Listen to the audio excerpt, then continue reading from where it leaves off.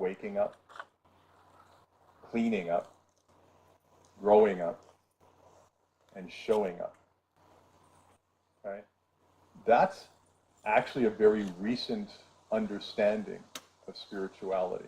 The waking up part is the traditional Buddhist kind of enlightenment, to wake up, to disidentify, in my language, from being this point in space-time, and to come and know Buddha nature, or the great ground of being, right, or big mind. The cleaning up is kind of a Western thing, because it's the first culture to focus explicitly on transformation through basically psychotherapy and personal transformation and growth, where you try and eliminate the debris and the conditioning and the feeling beliefs that we've accumulated since childhood, which sensitize us to distort the world differently than our neighbors do. And it's all accidental. Most of our distortions happen because of random things, who our parents were, who our school teacher happened to be, the bully that happened to be down the street. And we need to clean that stuff up because it sensitizes us to it. Right? How many people here have had the experience of realizing that they tend to experience the same kind of relationships over and over, where people dismiss them all the time, or ignore them all the time, or are infatuated with them all the time, right? Usually by the time you're 30 or 40, you kind of wake up to these patterns in your life. Why do I always go out with, bleak kinds of people, who start off one way and then end up treating me another way? And that's our accidental conditioned history. We tend to have feeling beliefs that make us sensitized to certain types of dynamics that we're familiar with. And so we enter into kinds of relationships with people we're familiar with, unconsciously hoping it'll go differently this time. That we can teach them how to treat us properly, even though they remind us a lot of our father or mother unconsciously. But then they end up treating us the same way. That's a pattern that we tend to get involved in over and over. And we either pick people who are familiar and treat us that way from the start, or we teach them how to treat us that way. I mean, I'm a clinical psychologist, and so I spend a lot of time in these kinds of issues with people.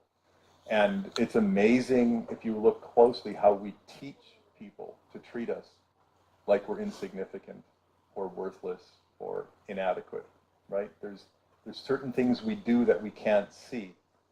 Why can't we see them? Well, in this language, because we're identified with them. And that takes us to the first pillar. Right? Anything we're identified with, we can't see it. It's like your eye can't see itself. Right? If you're lucky, you can get a photograph or a mirror, but you need somebody to hold that up to see that aspect of ourself. If you're identified with it, it's part of the sense of self, not an object. So we are it. So part of the work in waking up is to disidentify. Disidentify. It's disidentify all the way up or all the way down, the way you look at it, depending how you look at it. The third path, which is growing up, this again is something that is implicit in some of the Buddhist teachings and some of the Christian teachings, but it's not as explicit as we're making it now, as we've come to realize it. And in some ways, it's because you can sit for years and years on a meditation cushion and not see your developmental stage. You can never introspect your developmental stage. It's one of those things that you can only see when you look at groups of people. Okay? And you see that this culture all sees the world this way, and this culture all sees the world this way, or this subculture. And it turns out we've got really good research that shows that there are basically 9 different developmental stages that adults go through. Most adults stop their development when they're 18 or 19. And then, so we go through a lot of stages in the first 18 or 20 years, and then we resist further development you know, and unless we're really pushed into it, or you clue in that life is about development and you go for personal transformation, right, and development, and then these changes start to happen more quickly. But if you resist them, it'll take longer, but your suffering will push you towards evolution and growth, ideally. The fourth stage, which Ken Wilber talks about, is showing up, and I call looking around, but really they're very similar depending on how you take showing up. He tends to use showing up as taking your place in the world, being active in part of your community.